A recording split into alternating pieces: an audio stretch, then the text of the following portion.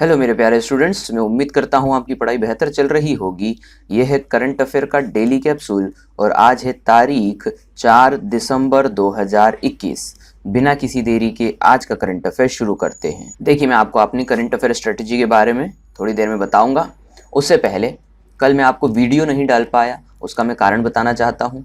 Actually मेरे पास में सही रिसोर्सेस नहीं है, सही सिस्टम नहीं है, इसलिए मेरी आपसे सबसे निवेदन है कि आप इस चैनल को ज़्यादा से ज़्यादा जो है शेयर करें अपने दोस्तों के बीच में, ताकि ये चैनल ग्रोथ कर सके और मैं आपको सही रिसोर्सेस के साथ में समय पर वीडियो अवेलेबल करवा सकूं।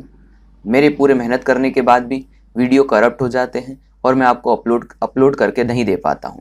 तो मेरा ये रिक्वेस्ट है सबसे कि लाइक करें और इसे अपने ग्रुप्स में, इंस्टाग्राम चैनल के ऊपर शेयर करें। अब जो मैं आगे आपको एक्स्ट्रा चीज़ देने वाला हूँ वो है इन टॉपिक्स के बारे में। आपको स्पेशल वीडियो मिलने वाले हैं उस महीने के, यानी पिछले महीने के करंट के जो दिन जाते हैं, महत्वपूर्ण दिवस, नवीनतम पुस्तकें, पुरस्कार, नियुक्तियाँ, सूचकांक, खेल पुरस्कार, ब्रांड एम्बेसडर, सैन्य अभ्यास, केंद्रीय योजनाएं, विशेष करंट अफेयर पर डिटेल जानकारी। तो ये सारे के सारे पॉइंट्स में अलग से वीडियोस के माध्यम से आपको इसी चैनल पे उपलब्ध करवाऊंगा, जिससे कि और भी बेहतर तरीके से सेगमेंटल आपकी टॉपिक वाइज तैयारी हो सके। तो मंथली करंट अफेयर के साथ साथ ये वीडियोस भी आपको अब मिलते रहेंगे। प्लीज़ चैनल को शेयर जरूर करें अपने दोस्तों के बीच में, ग्रुप्स के बीच में और इंस्टाग्राम में। अब शुरू करते हैं। पहला क्वेश्चन है, इनमें से किसने world athletics woman of the year का पुरस्कार जीता है? इसका सही आंसर आ जाएगा ऑप्शन सी, यानी कि अंजू बॉबी जॉर्ज। अंजू बॉबी जॉर्ज ने जीता है एथलेटिक्स में वुमन ऑफ द ईयर का पुरस्कार। अंजू बॉबी जॉर्ज जो है एथलेटिक्स है, लॉन्ग जंप में इन्होंने गोल्ड मेडल हासिल किया हुआ है।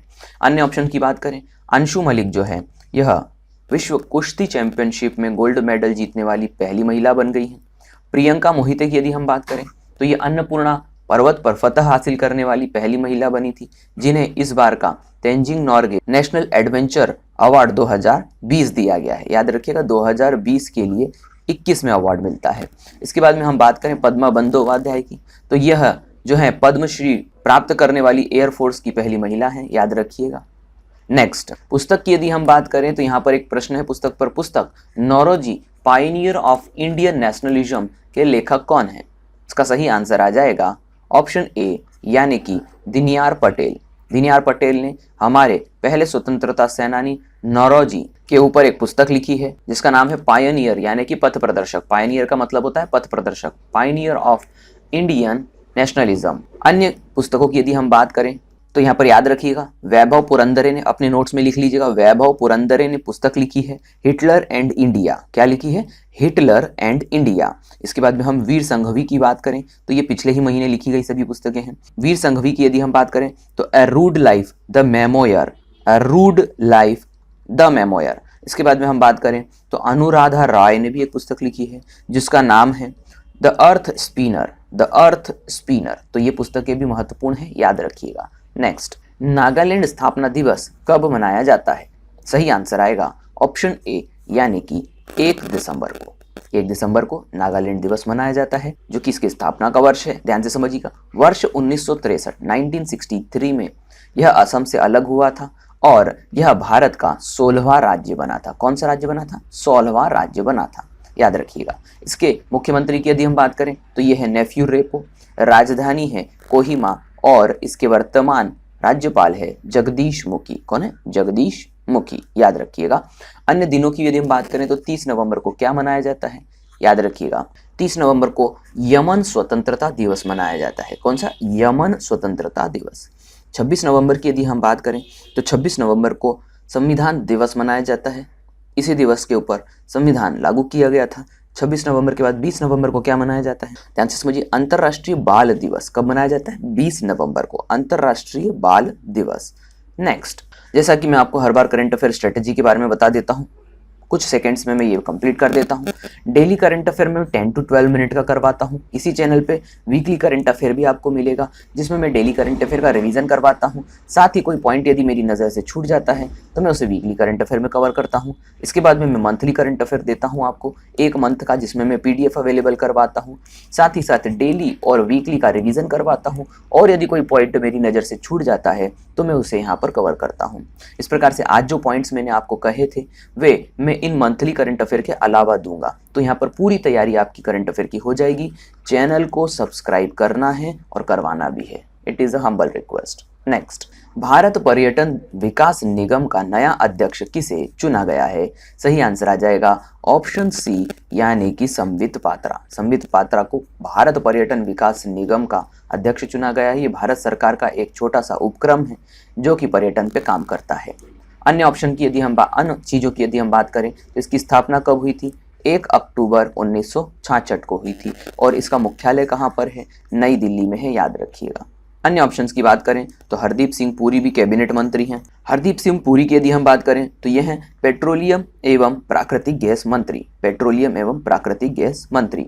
जी किशन रेड्डी की यदि हम बात करें तो यह है संस्कृति एवं पर्यटन मंत्री। क्या है? संस्कृति एवं पर्यटन मंत्री। इसके बाद में हम बात करें नारायण राणे की तो यह है सूक्ष्म लघु एवं मध्यम उद्योग मंत्रालय के मंत्री। ये भी आप याद रखिएगा, कभी न कभी किसी न किसी पॉइंट में ये पूछे जा सकते हैं। नेक्स्ट, होंडुरस की पहली महिला राष्ट्रपति कौन बन गई हैं? सही आंसर आ जाएगा ऑप्शन सी, यानी कि शिरोमारा कास्त्रो। शिरोमारा कास्त्रो ये रही। याद रखिएगा, होंडुरस जो है वो मध्य अमेरिका में एक देश है छोटा सा, जिसकी पहली महिला राष्ट्रपति बनी है शिरोमारा कास्त्रो। यदि हम होंडुरस की राजधानी की बात करें तो ये है तेगुसिगल्पा। तेगुसिगल्पा, और इसकी मुद्रा है लेम्पीरा। लेम्पीरा इसकी मुद्रा है, याद रखिएगा। अन्य ऑप्शन की बात करें, कुछ नाम आपको फेमिलियर दिखाई देंगे। नज़मा बोंदेत रमधाने। नज़मा बोंदेत रमधाने जो है प्रथम महिला प्रधानमंत्री चुनी गई हैं। मैं पिछले वीडियोस में ये कवर करते आ रहा हूँ, रिवीजन हो जाएगा अभी आपका। तो ये ट्यूनीशिया की प्रथम प्रधानमंत्री चुनी गई हैं। कहाँ की? ट्यूनीशिया देश की नज़मा बोंदेत रमधाने। इसके बाद में मैग्दलेना एंडरसन की बात करें तो ये स्वीडन की प्रथम महिला प्रधानमंत्री चुनी गई हैं। कौन? मैग्दलेना एंडरसन। और काजा कलास की यदि हम बात करें तो ये एस्टोनिया की प्रथम महिला प्रधानमंत्री चुनी गई हैं। कहाँ की? एस्टोनिया की प्रथम महिला प्रधानमंत्री। नेक्स्ट, G20 ट्रोइका में शामिल नया देश कौन सा है? सही आंसर आएगा ऑप्शन ए, यानी कि भारत।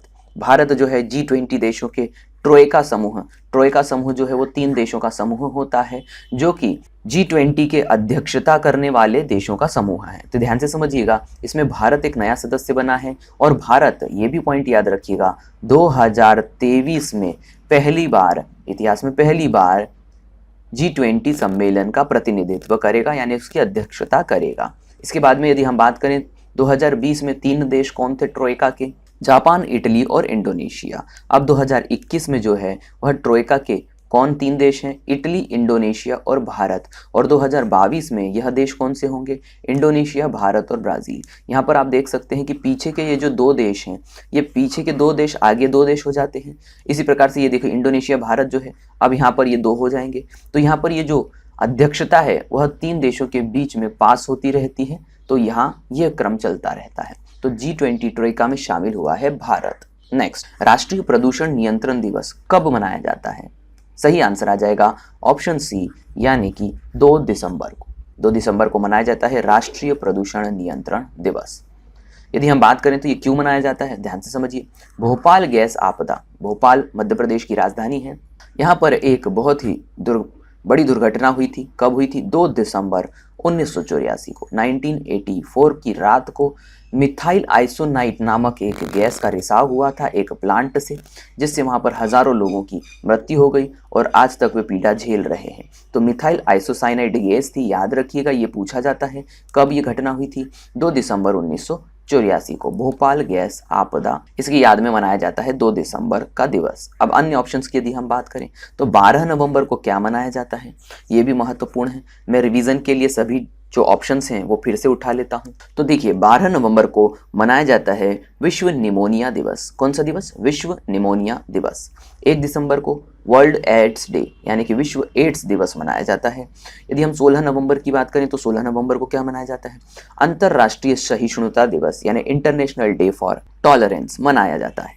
ये भी याद रखिएगा, महत्वपूर्ण रहेगा। नेक्स्ट, अरुणाचल प्रदेश के 50वें वर्ष समारोह के लिए ब्रांड एम्बेसडर किसे चुना गया है? इसका सही आंसर आ जाएगा ऑप्शन सी यानी कि संजय दत्त। संजय दत्त अभिनेता हैं और इन्हें चुना गया है अरुणाचल प्रदेश के 50वें समारोह के उपलक्ष्य में ब्रांड एम्बेसडर। यदि हम बात करें अन्य ऑप्शन की, मैरी कॉम को किसके लिए चुना गया था? ध्यान से समझिए, आदि ट्राइब महोत्सव के लिए इन्हें ब्रांड एम्बेसडर चुना गया था। अभी कुछ समय पहले ही मैंने ये पॉइंट उठाया था। स्मृति मानधाना की यदि हम बात करें तो गुवी GUVI नामक एक स्टार्टअप है जो कि IIT मद्रास का एक स्टार्टअप है, जिसमें कि यह कंपनी जो है वह युवाओं को बड़ी यानी हायर एजुकेशन के लिए प्रोत्साहित करती है। तो स्मृति मानधाता भारतीय महिला क्रिकेटर है और इन्हें GUVI यानी कि गुवी के लिए जो है वह चुना गया है ब्रांड एम्बेसडर। दीपिका पादुकोण की यदि हम बात करें तो एडिडास नामक कंपनी है जो कि स्पोर्ट्स एसेसरीज बनाती है, इसके लिए दीपिका पादुकोण को चुना गया है brand ambassador. Next, India ratings and research IndRa ने वर्ष 2022 के लिए भारत की GDP का कितना अनुमान लगाया है? सही आंसर आ जाएगा ऑप्शन ए यानी कि 9.4%। 9.4%। देखिए, अलग अलग रेटिंग्स जो हैं वह भारत के लिए या विश्व के लिए या किसी भी देश के लिए अलग अलग GDP का अनुमान लगाती है, जिसके आधार पर अन्य जो इंडस्ट्रीज हैं या फिर जो उद्योगपति होते हैं उन्हें अपने भविष्य के बारे में पता चलता है कि यदि वे पैसा निवेश कर रहे हैं तो उसका कितना उम्मीद है उस पैसे का रिटर्न आने का। तो यहाँ पर हम न कह रहे हैं कि इंडिया रेटिंग रिसर्च एजेंसी ने 9.4% लगाया है अनुमान। नेक्स्ट, जैसा कि मैं हमेशा कहता हूँ, रिवीजन ही सफलता की चाबी होती है। आप कितना अधिक पढ़ते हैं इसका कोई महत्व नहीं है, आप जितना अधिक रिवीजन करेंगे आपकी सफलता उतनी ही पक्की होती चली जाएगी। तो पिछले वीडियोस के कुछ क्वेश्चन ले लेते हैं। देखिए, पहला क्वेश्चन है BSF द्वारा 1 दिसंबर को अपना कौन सा स्थापना दिवस मनाया गया? इसका सही आंसर आ जाएगा 57वां 57th स्थापना दिवस कब है? 1 दिसंबर। विश्व एड्स दिवस कब मनाया जाता है? सही आंसर आ जाएगा 1 दिसंबर। अगला प्रश्न है, नर्मदा शिल्प किस राज्य की विशेषता है? सही आंसर आएगा जम्मू कश्मीर की यह शिल्प कला है। राष्ट्रीय रक्षा कॉलेज के प्रमुख के रूप में किसे नियुक्त किया गया है? सही आंसर आएगा मनोज कुमार मागो। मनोज कुमार मागो। अन्य क्वेश्चन है, भारतीय नौसेना के नए प्रमुख के रूप में किसे नियुक्त किया गया है?